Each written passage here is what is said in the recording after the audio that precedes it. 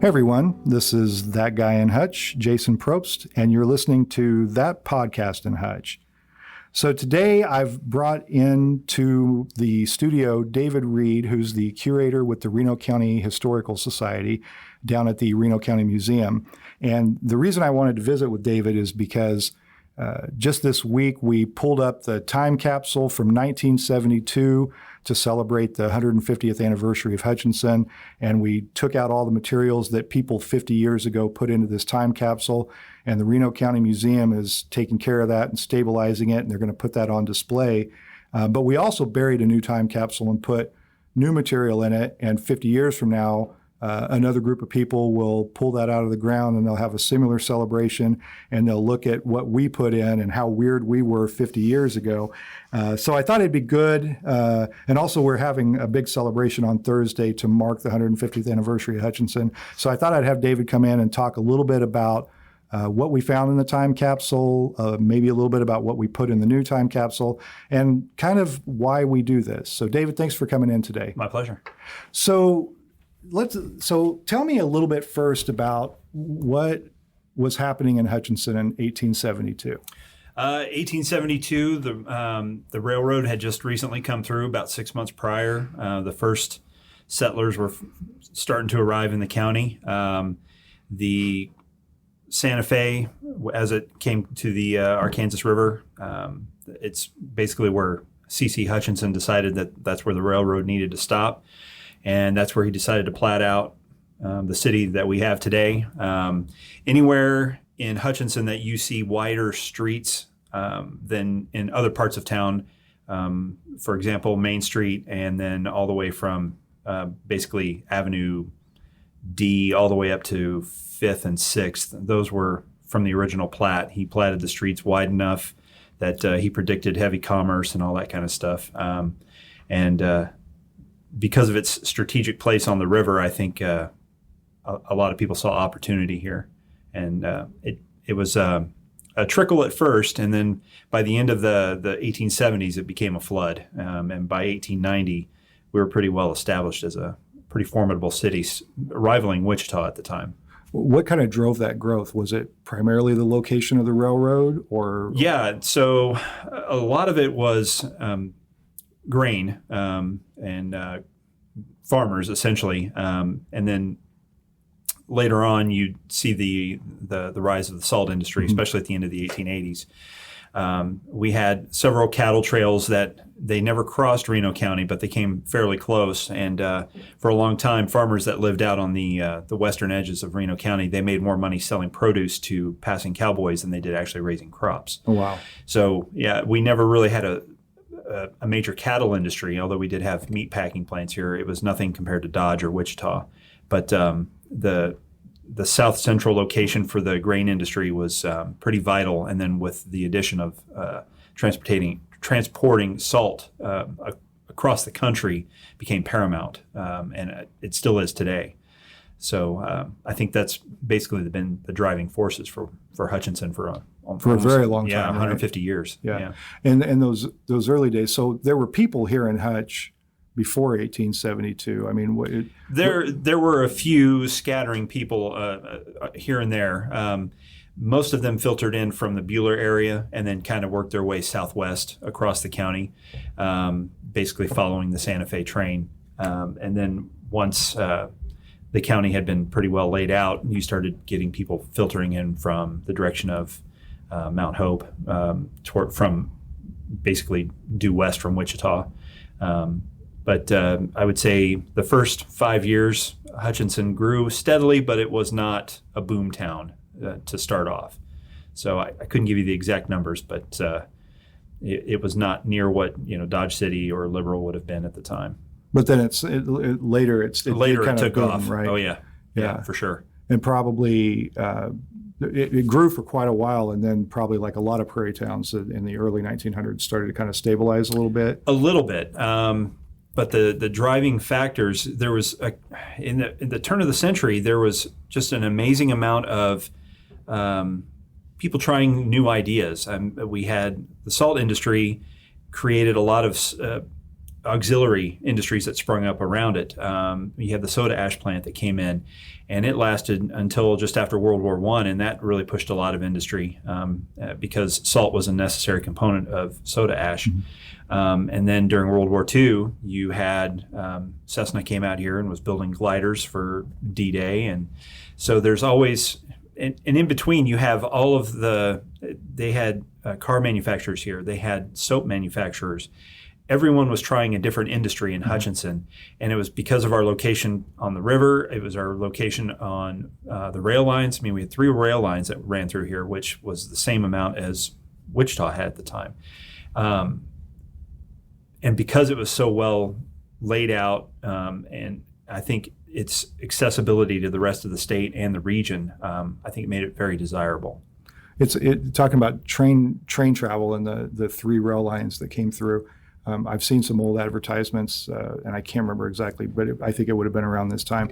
But where there was like 34 stops a day of like passenger trains that came through. It was insane. Yeah. Hutchinson actually had, and we have a map of it in the museum where he had actually predicted 8 rail lines would come through, and through consolidation and competition, most of those went away. But he predicted a lot of things, but having 8 rail lines would have just made Hutchinson a powerhouse in Kansas.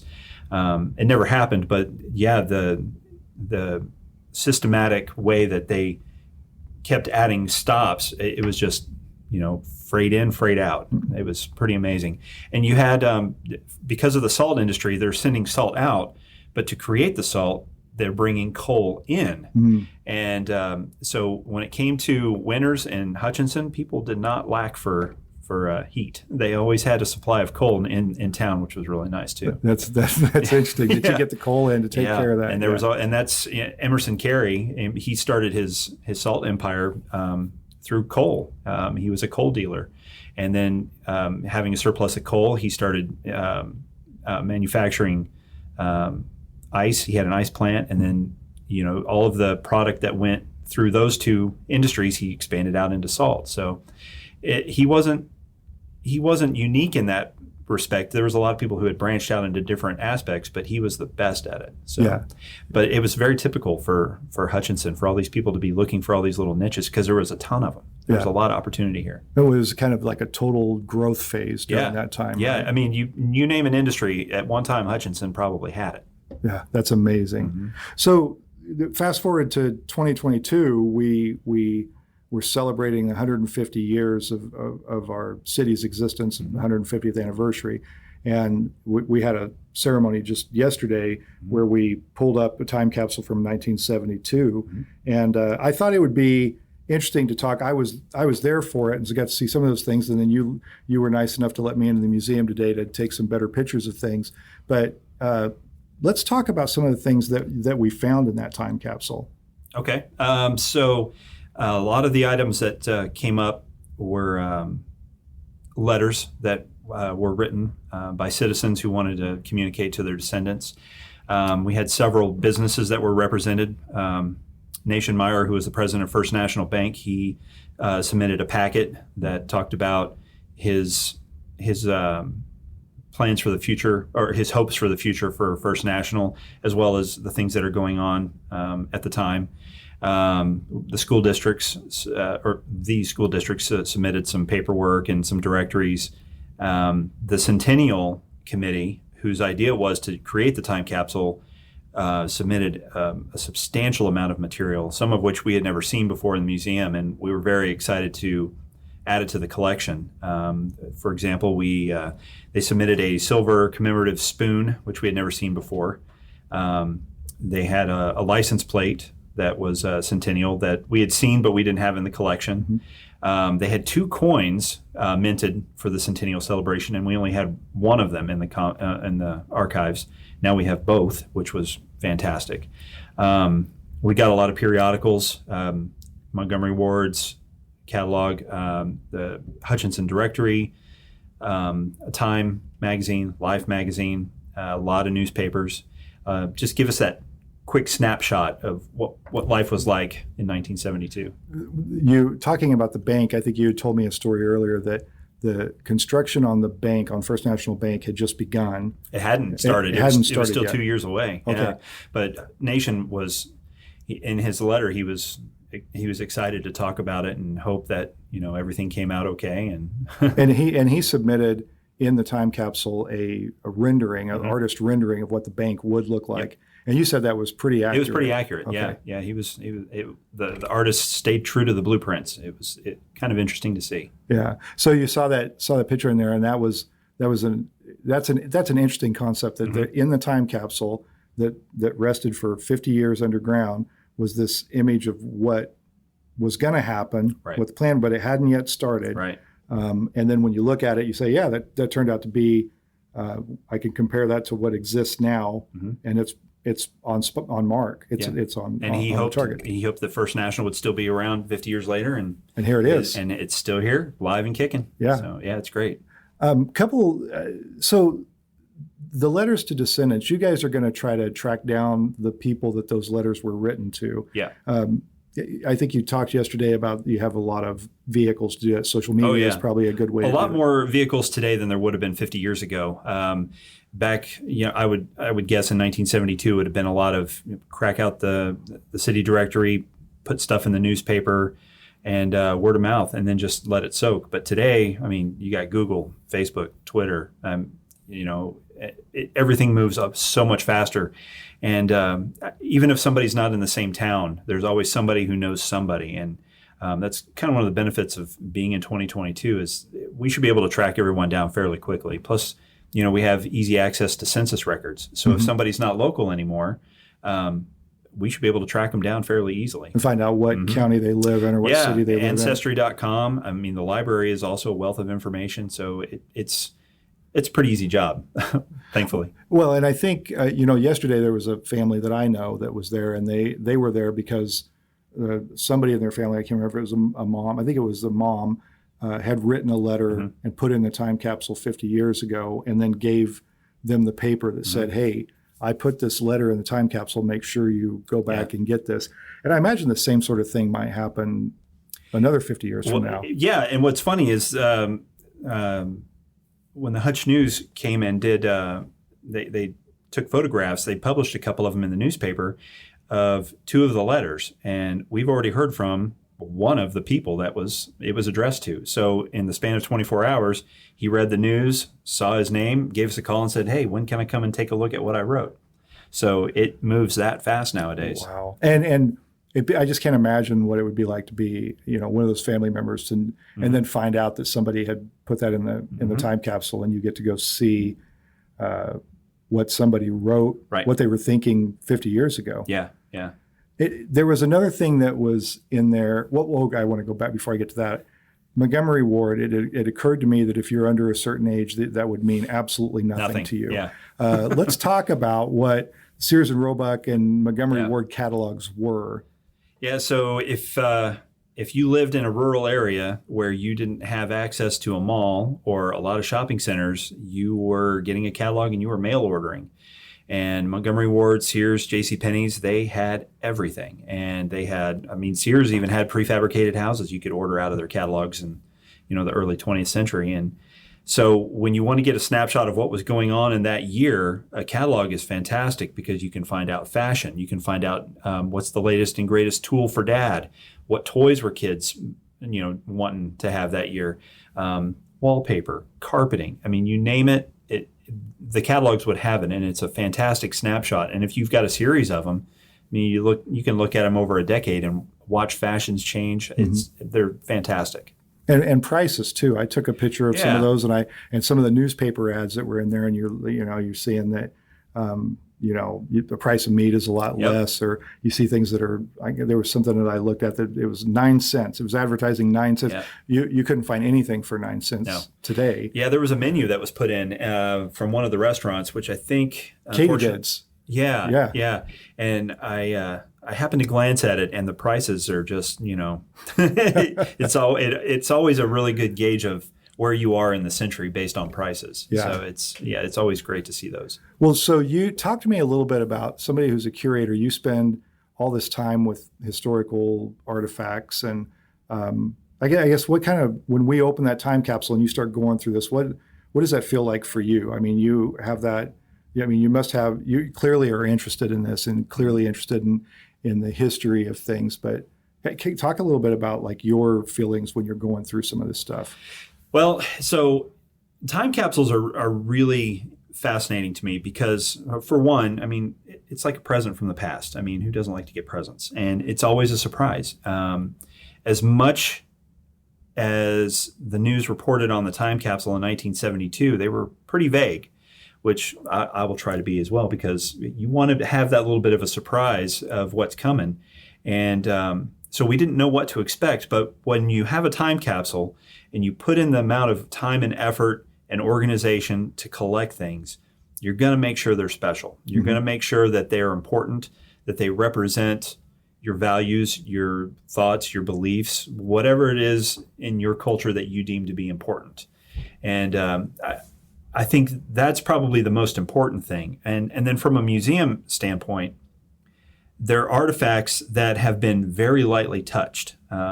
People don't usually toss in, the magazine they got 3 months ago. It's going to be something that they got very recently. They probably lightly handled it, and it's going to be in pristine shape, which it makes it even that much more valuable because you can see what it looked like in its prime. Most of the stuff that we get at the museum has been very well used. And I like to tell people there is never anything new in the museum. And even in a time capsule, it may be close to new, but it's still not new. But that's the beauty of it. Like I said, we got artifacts from the Centennial Committee that we didn't even know existed. And so that adds another dimension to something that was very, very important, and yet still you can't document 100% of everything. So there's that aspect. And then finally with the letters, you have these personal touches where people are telling their thoughts, their feelings, what they want to convey. And to hear those direct stories, they're the most precious thing a museum can get. And when we tell people all the time when they come in, it's like we can find new objects, but what we can't replace are the family histories. We want to know how somebody came here. Why did they come here? What kind of things did they deal with when they were here? And it's that firsthand account, whether it's from 1872 or 1972, to have them talk to us about things that they were feeling, they were thinking, they experienced. We could have this romanticized version of seeing photographs of a restaurant and go, man, I bet that was the best place to eat. And then you get a letter from the past going, don't ever eat there. So it's one of those things where you just having those stories really allows you to connect more fully. And the stories really, like you said, it kind of connects us to the people who live there. There's no bias. There's no lost in translation. You're hearing it directly from them. Yeah. So it's not historians telling the story that they want to tell. I always joke about Hutchinson that the research I've done, particularly with the state fair, if you go back to the state fair coming to Hutchinson, everybody who was anybody, if you read the history, was critically involved in bringing the fair here. And that's the history that's told. And we have no idea to know whether that was or wasn't right, or if some people are embellishing their own story. Or there was people that did not get along, like they hated each other, but they were working towards a common goal. I mean, there's always personality conflicts or people that just, they came to be best lifelong friends out of a situation. So that stuff doesn't get recorded. But in those letters, you get the real feelings about things, right? Yeah, it's fantastic. Oh, that's fascinating. Yep. And so when we get those letters, when we contact those people, we're going to, obviously we did not read them except to find out who they were addressed to. But we're going to encourage them, read it, and then decide whether or not it's something that, if they want to keep it and make it personal, it's theirs because it's addressed to them. Sure. But we would highly encourage them to allow us to have the originals or scan them just to keep that record so that in 100 years, people will still have that story. So and hopefully people will allow that because that's an important part of that. And that kind of makes me think about ultimately, we're going to try to create an exhibit around these items. Can you talk about that a little bit? Yeah. So once everything gets stabilized, I think within the last 5 years or so, some humidity crept in there, and a little bit of moisture damage happened. And so we're letting everything kind of dry out. And it's actually progressing quite nicely. Nothing is beyond repair. And then we'll have a small exhibit that kind of shows some of the highlights, some of the objects, both 2-dimensional and 3-dimensional. And we'll get that on display so that people can see firsthand what made it through the last 5 decades. And I'm excited to put that together. Yeah, that'll be very. Now, we talked about, I mean, that's going to be exciting. Mm-hmm. We talked about that a little bit too. There was a little moisture in there, but we considering that it was buried 50 years ago and underground, we came out pretty well on really this, well, right? Yeah. When I was reading the Hutch News article yesterday, like most internet searches, you get linked to other relevant news stories, and I heard McPherson's time capsule was severely damaged with water. So in that respect, we're very lucky, especially being as close to Cow Creek as City Hall is. I mean, if it had flooded once, we probably would have had some serious issues, but we came out of it well. And the new one is even better built. So the old one was a kind of like a steel. It was a steel vault, provided by Johnson & Sons, who were the leading undertakers of the time. I guess in 1972, they would have been a funeral home. But, okay. Yeah. So they kind of crafted that for us. Yeah, and that's what it sealed looks that up. like. Okay. Yeah. And then the one that we put in with the new stuff, you said it's a combination of PVC and fiberglass, and probably has an O-ring on the seal. It's got an O-ring, marine grade caulking around the seal. It's about 18 inches in diameter, cylinder shaped, about 4 feet tall.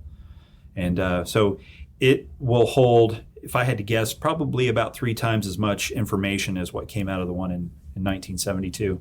So we were able to pack it with a lot more items than what went into the previous one.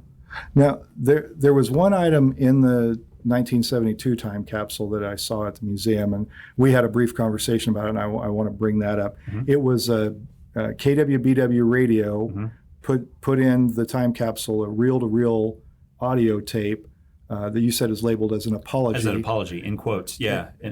We don't know. But it's a medium that is not so uncommon now. Yeah. There's some question about the amount of work it's going to take to find the player that we can actually play this on, just right? A standard reel-to-reel. And there are companies out there that still specialize in that. Locally, it might be a little bit more difficult, but in the big scheme of things, it shouldn't be too difficult, but it's still an added step. They went with the best technology of their time, and even now you're 50 years out of date, and that's the same situation that they're going to be in 2072. Yeah, because we could say, oh, we put a thumb drive in or a flash drive, and they'll just plug it, but we don't know what the technology is going to be 50 years from now. Flash drives may be such an obsolete thing. They may have to do the same thing and hunt around and find an old computer that they can still fire up and plug a USB into and say, can we pull this in? And then hopefully the operating system will recognize the old files and everything else like that. Yeah, it's probably a lot more complicated today with computers and software than it was at a time where it was more mechanical. And because you can always repair something mechanical, whereas a computer, you got to reprogram it. Yeah. And that can take a lot more work, circuitry, all that kind of fun stuff. But I will admit to one thing that's in the time capsule. There is a record in the time capsule that was donated. I won't say what the record was. I'll leave that to the future. But what I found fascinating was that she had the forethought to include directions on how to build a record player. Oh, wow. So, yeah, I can't include directions on how to build a USB drive. So that I thought was quite clever, quite innovative, and I wish I could be here in 2072 to watch them open it. I know, it'd be fascinating, wouldn't it? Yep. Well, and we talked a little bit about not wanting to kind of spoil the surprise and keeping a little bit of vagueness about what's in there. But we can talk a little bit generally about what sort of things were put in the new time capsule that people will get to experience 50 years from now. Right. So there were not as many letters to the future as we got out of this one. That was the biggest thing. To me, it was a slight disappointment, but then I started to think about it, and I mentioned it at the ceremony that in today's day and age where Google and your cell phone is, right there in your hand, it's easy to access memories and communicate with people. And you could go on a road trip for the weekend and take 300 photographs. And so I think people today are a little bit more, I think they're more comfortable with the level of communication and the preservation that they think will last 50 years.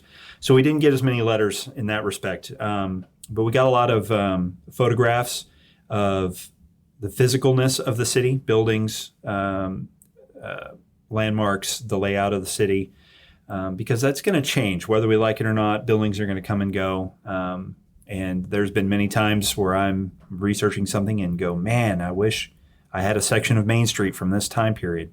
Well, I personally walked Main Street and photographed everything. So oh, wow. It took me an afternoon, but I thought it was well worth it because I would want that curator to not have to deal with that mess. Yeah. Having a blank page of not knowing what's going on. So you're thinking of whoever is going to be your and I labeled position. I labeled it in a way that I wanted them to know I'm facing west. This is what time of day it is. So when you see shadows, and this is what you're looking at. So I was very detailed on the descriptions that I put on these photographs because I know what it's like. Somebody's going to be really thankful for you 50 years I hope so. There's photographs of citizens, some with their families, some doing activities. Let's see, there are pop culture references, especially with movies. We have the state of affairs with the city government and the things that they're working on. I wouldn't be able to remember all of it anyway, but I know the mayor, she worked with the council and she submitted a pretty lengthy letter. I didn't read all of it, but it was a very well-written overview of how Hutchinson is operating, struggles they may be coming across, and it's a really good snapshot because we didn't really get that in the 1972 one, and they were at the height of a lot of social turmoil too. Vietnam was going on, all that kind of fun stuff. Nixon and his resignation, and I think that a lot of times we have a sense of, especially today, politics tends to polarize people, and I think having a firsthand account, then you can kind of take out, the bias that you may hear from one source or another, or this person's reporting on something, or somebody wrote a book about this. You're hearing it from the city council who are working together to create this report. And I think that's really important to get that kind of a snapshot where you're hearing it straight from one entity with one voice telling you how something is. And I was very thankful that they were able to put that in there. And they did the same. I mean, that was one thing that was read yesterday was the letter from the city government in 1972. And the same sort of thing. The entire city council signed a letter talking about what was happening in the city and what their hope was for the future. So then that in itself, and then doing that again in 22, kind of creates that continuity between each of these 50 years. And when you mention that artifact, because I've seen everything that's come out of the 1972 capsule, that letter to me was the most important one because not only did it show you how the city council came together for one thing, it showed that they all had similar hopes, similar drives, similar desires. They wanted Hutchinson to continue to grow. They wanted everyone to be working together towards a common goal. And then, secondary was to see the signatures of Dallas Crable, who was the first African American to sit on the city council, Jim Martinez, who became the first Hispanic mayor. And they had no idea where they would be placed in Hutchinson history at that point. So I was very excited to see those signatures in there. But yeah, it was a really, I was very glad that we were able to find that in the time capsule pretty quickly and allow the mayor to read it. Yeah, that was a great experience there. Now, and one thing, and I hope you'll be okay with me asking about this. We talked a little bit earlier. You put a letter in the time capsule. Yeah. And will you be willing to talk about kind of your experience with that? Because it kind of leads into the next section I want to talk about kind of the significance of time capsules and why we do them. But you had shared a little bit with me about that was an emotional experience for you. Yeah, it was because I'm 45 and the odds of me being here are slim. And my kids, I've got one that's 12 and another one that just turned 10. So they most likely will be here, but they will still be older than me. And, as a parent, it's surreal to think of your kids older than you and have already lived a bulk of their life. And just thinking about it, it just kind of gives you a pause on your own mortality. And so you have that mortality aspect, but then you also have that communication aspect where, you know how kids are, they don't always listen to their parents, and especially when they're kids. But as they get older, they tend to be a little bit more receptive. And, you know, I would like to think that I have imparted them with wisdom, but you never know. And so that's one of the things that you try to communicate to in that letter. And I actually did write that in there, that that I hoped everything that I wrote in that letter was something they already knew about me, and that they were happy with their lives. They had maintained strong ties with their siblings and, you know, any other members of their family. And I think that's what everyone hopes for their family, is that they do their best, live their best life, and just have no regrets. And, you know, it's one of those primal things where you just want to be there forever, but you can't. And so at some point you just have to let them go. And it seems to me there's something, and this is what I thought yesterday, thinking we talked about that too. Like I thought about my kids and my grandkids. My granddaughter, two of them, one's 7 and one's 3, will be 57 and 53 when so the same sort of situation. Yeah. They will pass likely the halfway mark of their life by then, and they'll be older than me. Yeah. Than I am now. Close to retirement age, even. Yeah. When this is opened, and I've got a letter in there too. And so it is kind of a sobering thought to think about, you know, these people that I love, I'll be gone. They're going to be older than I am now. And this captured moment of my life is going to be, you know, exhumed and brought to the surface. Exactly. And because of that, you have one chance, one opportunity to talk to them. And it's, what do you say? Yeah. What is the most important thing? And you don't have a chance to go, man, I should have mentioned that too. You don't get that opportunity again. So it really makes you think about what's important to you. And I think not just, you know, and that goes with the letters, but then that translates to the objects that people submit. So it really makes you take inventory of yourself.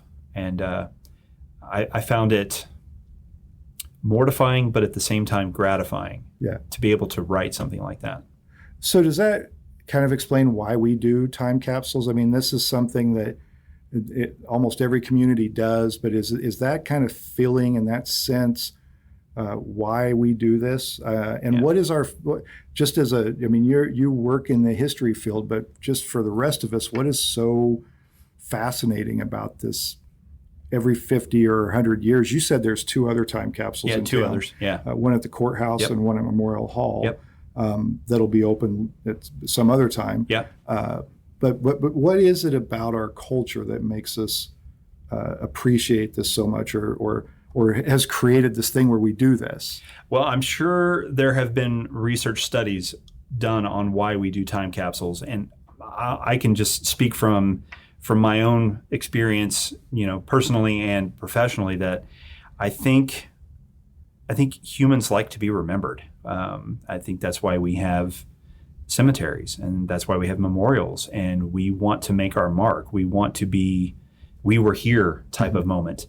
And even for a moment, when you open that time capsule, everyone that submitted something is remembered. And you want that connection to, you know, not just my kids, but also my kids will probably have kids. And so now I will be able to connect with people that I don't even know exist. And I think humans I think they need that connection, whether it's tangible or not. And it's that drive to continue to communicate and to show what you think is important, and let people know what you value as another person, and to find the same kind of level. You know, we're all the same. At the most basic level, we're all the same. We all have the same needs, desires, hopes, dreams. And I think it's important as a person, for me, that even if I may be gone, you're still living the way that I would want to be living at the same time. I don't know if that makes sense. It does. Okay. Yeah. And then I was thinking about this too. I liked what you said, that in some ways it doesn't matter what time. I mean, it could be 50 years ago, it could be 100 years ago. Mm-hmm. In 50 years, it'll be 200 years ago. But the basic idea of humanity's need and desire to matter, to be remembered, mm-hmm. And to share that and connect with other people, and it crosses these timelines, right? It doesn't matter geographically where you are, and it doesn't matter linear on time where you are. You still want those same things, whether you were from 150 years ago or 50 years from now. Yeah. So when you told me you wanted to talk to me about time capsules, I had the regular curiosity of what's the oldest time capsule, and I honestly didn't know. So I did a quick research on it and found that the oldest one in the United States was one that was placed by Paul Revere and Sam Adams in a statue that nobody even knew about. And it was discovered in 1855, and then they put it back, and then it was rediscovered later. But I found it really fascinating that these two guys probably they may have had a little bit of inkling that they were important in American history, but as time progressed, they became more legendary, more mythologized, and their names became household. And what I found most fascinating was that Paul Revere crafted a silver tray or silver plaque that was included, but it was the words that he wrote on it that I thought were more important, because he's communicating to us his own thoughts and desires about the future, and it's less about the object. And so I think these guys kind of understood that too. It's like, we want to communicate, but here's some stuff that we thought you would like as well. So I'm probably going off on a tangent. No, I love this though. But do you remember what was written on the tray? I don't remember off the top of my head. But it was a lot of what we all would write. It was just an overall theme of wanting to have that continuity, to have that perseverance, that things are still going well. And I read about a couple of other ones, and in all of them they have objects, but they also have messages. Mm-hmm. And for me, as an historian, my personal preference is to have the messages. I gravitate towards, what are you telling me? Because somebody can bring me, like this microphone. It's like, here's a microphone. Oh, great, a microphone. Oh, that's fantastic. It's like any other microphone. But when you tell somebody about that object, it really brings it to life. So if somebody says, here's a silver plaque, well, that's fantastic. I've seen 50 of these. Mm-hmm. Well, this one's written by Paul Revere, and he wrote this message to us on it that changes the entire dynamic of the object. And I think that's what messages really do, personally, for me, and even in the museum world. Without that story, it's just another object. And that's, I like that the stuff is stuff, mm-hmm. but the stuff that has a message, the stuff that is words from the past that still have relevancy and meaning today, or even provide some context to the past. Yeah, that's really where it's at, right? Like, why did you have a microphone that day? It's like it was to convey messages and to do to record things, and without knowing what goes into an item, you don't really know. And I remember as an undergraduate, I had a professor. He gave us an example once, and he held up a hammer and he said, "What is this?" And we all said, "Well, it's a hammer." He goes, "So if I take this into the middle of nowhere, into another culture, and showed this to them, would they know what it is if I didn't tell them?" And of course, we probably said, no, we wouldn't. How would they know what the hammer looks like? Because even in our own culture, we have 50 different kinds of hammers. Mm-hmm. So just because you know what that object is doesn't mean somebody else recognizes it for what it is. So it's always good to have somebody tell you straight from the person who used it. This is why I had it. This is what I used it for. This is the finger I broke when I tried to fix it. Things like that. It really brings it to life. And that's why those letters are so telling, right? That and even something like the menu, right? Yeah. It's not like a picture of food. It's this is what people ate at the time. Right. This is what they paid for it. Yep. This is what was on the menu. Yeah. So, and that brings to another point. Let's talk about the Wiley Building. It's right in the middle of downtown Hutchinson. It's been there for 110 years. And in 110 years, in the museum, I think we have 10 photographs of the inside of it, and none of them with people. Really? Yeah. Nobody ever thinks to take a photograph of them shopping. I mean, when you go to Walmart and Target, how often do you go there? So to be able, and that's the same with a restaurant. You can see a photograph of a restaurant, but what did they serve there? What were their specials? What did they like to serve on Friday nights? How much did they charge? What was their specialty? So just having that menu just opens the entire story of that restaurant. So it really, when you, and we had photographs from the barbershop, and he included photographs of what the popular haircut was of that time. And people sitting in the chair. Sitting in the chair getting a haircut. Yeah. And they look very similar to today, but there are still differences. And nobody ever thinks to take photographs or document that stuff because it's just part of normal life. So having these little snapshots where somebody said, I think this is really important to my restaurant. Here's a menu. That's fantastic. It really is. You might think it's innocuous and boring, but it really adds a lot of dimension.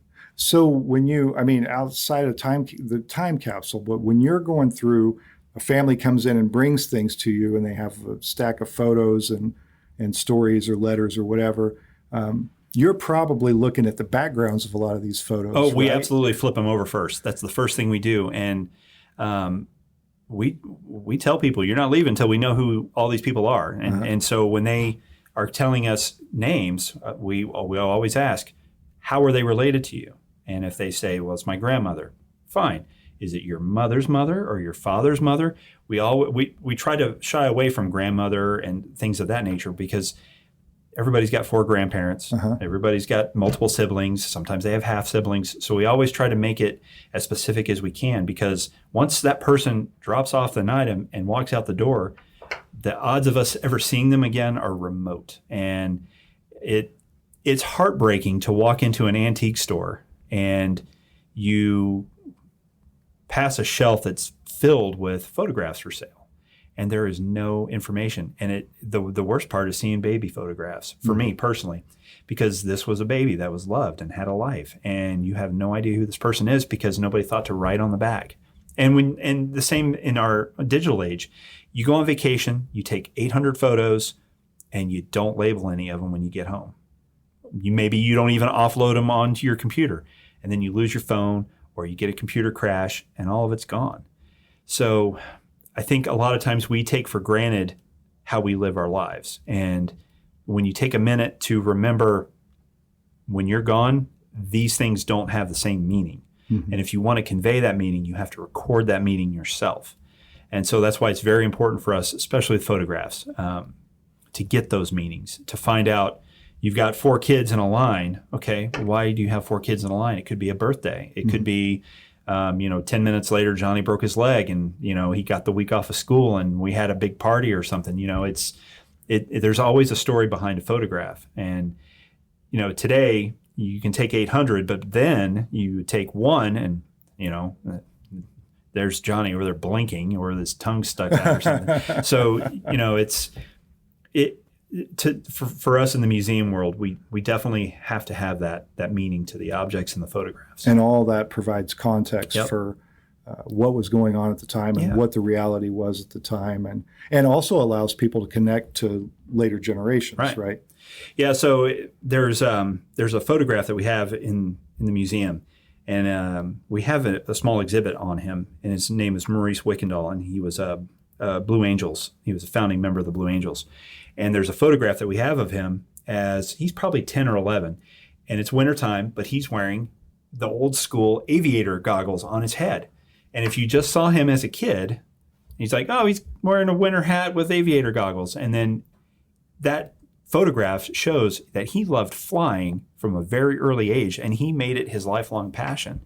So something as simple as what was somebody wearing could tell an entire story.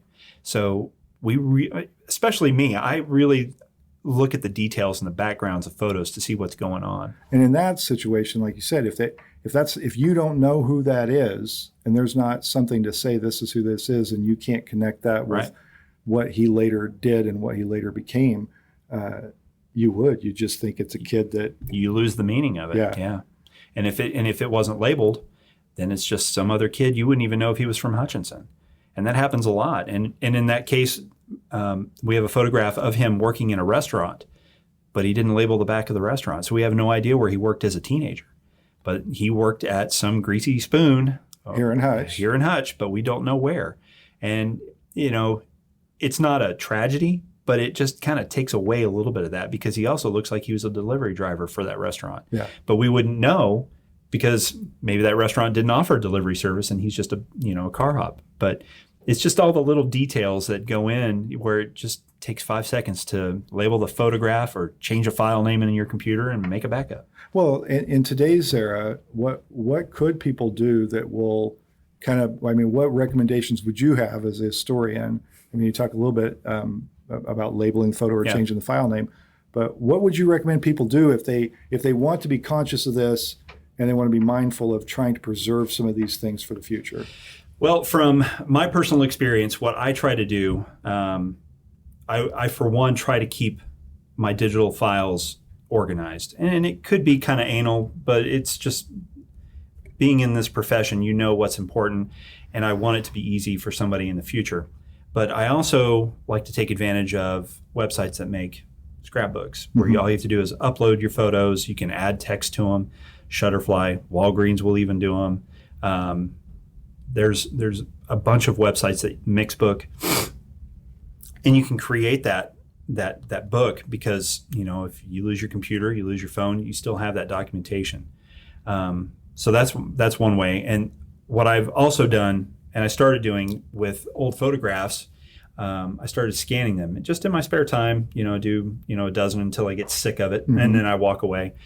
But if my house started to catch on fire, I know exactly where that hard drive is. I know that it's right where I can grab it, and I'm out the door. So my entire house could burn down, but I still have my photographs.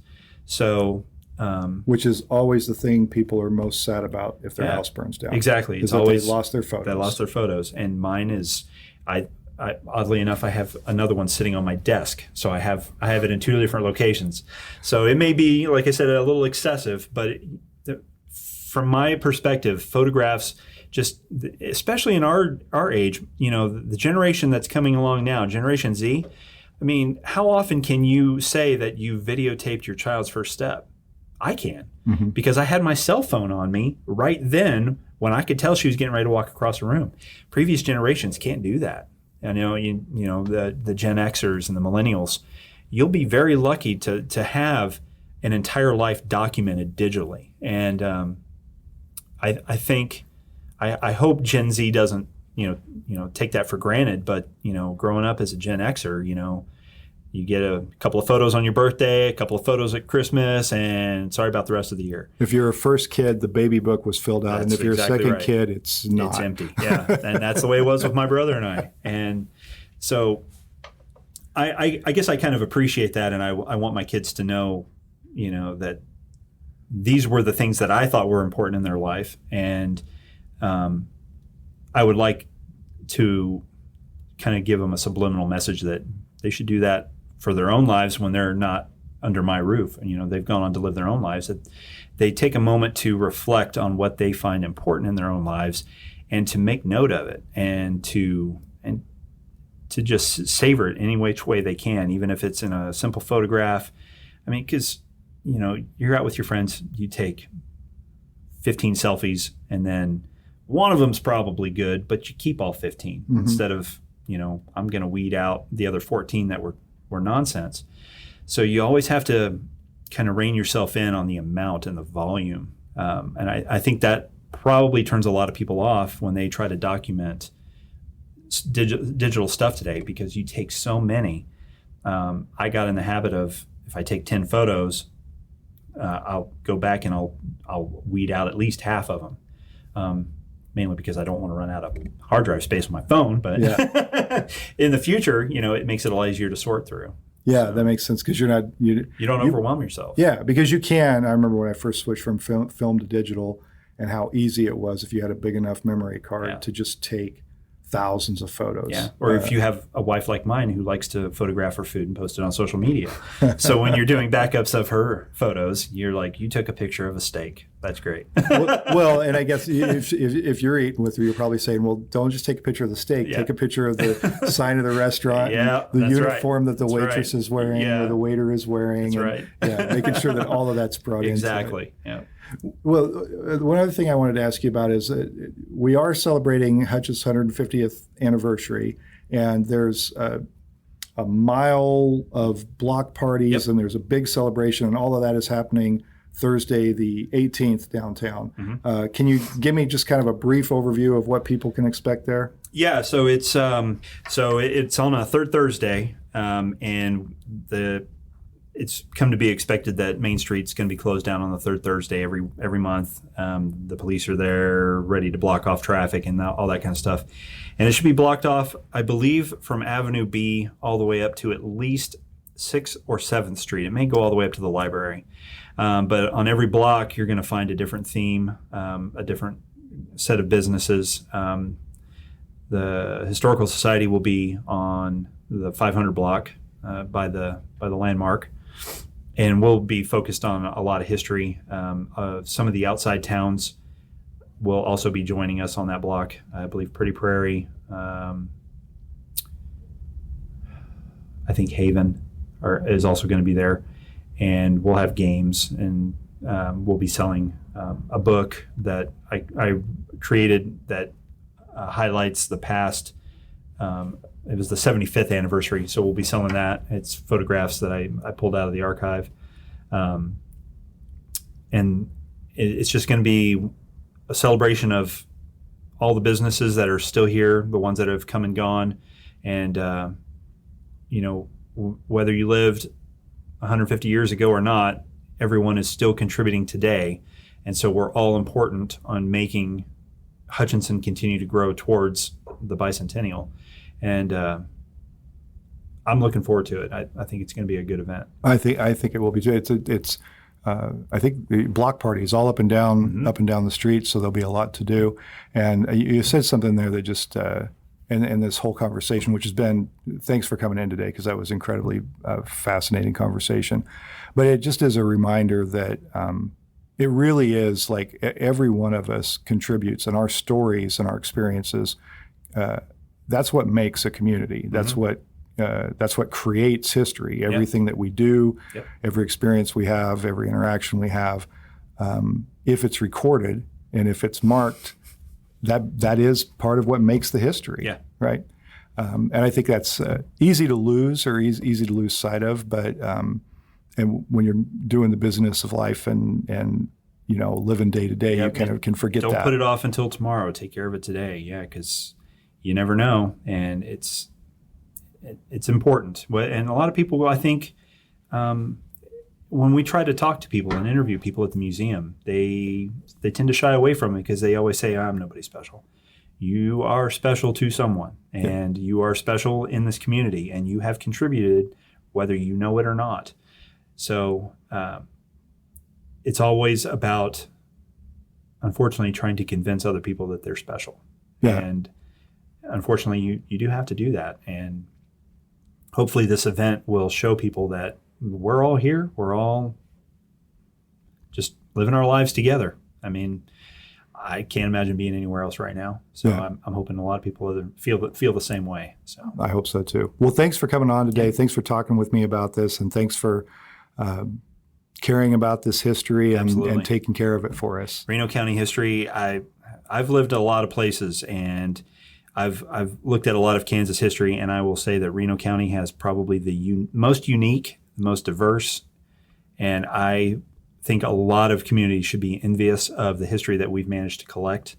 And I'm very proud of the work that we continue to do, and I enjoy sharing it with anybody who's willing to listen. So I'm glad to be here. I'm glad you're here, and I hope everybody feels that same way. I found that too.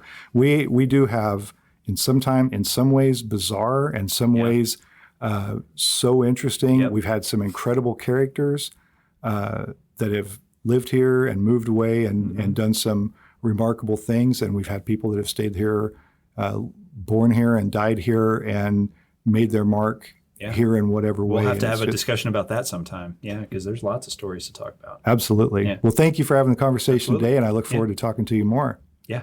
All right, thank you. Thanks. I'd like to thank a few of the people who've helped make that podcast in Hutch possible. My son Mitchell Probst wrote and recorded the music for the show. Jenny Brigette put together some great graphics and promotional art. And Chris Acker helps overcome my mistakes to produce a great sounding product every episode. That podcast in Hutch is made possible through a collaboration between the Hutchison Arts and Culture Collective and Salt City Sound. They're working to bring resources and infrastructure to support art, music, and storytelling in our community. If you have an idea for your own podcast, reach out to them at podcasts@saltcitysound.net. If you enjoy that podcast in Hutch, be sure to subscribe and share it with all your friends. You can also help support this production by subscribing to thatguyinhutch.substack.com or by emailing me at thatguyinhutch@gmail.com to learn about sponsorship opportunities. Thanks for listening, and I hope you'll join us again next week.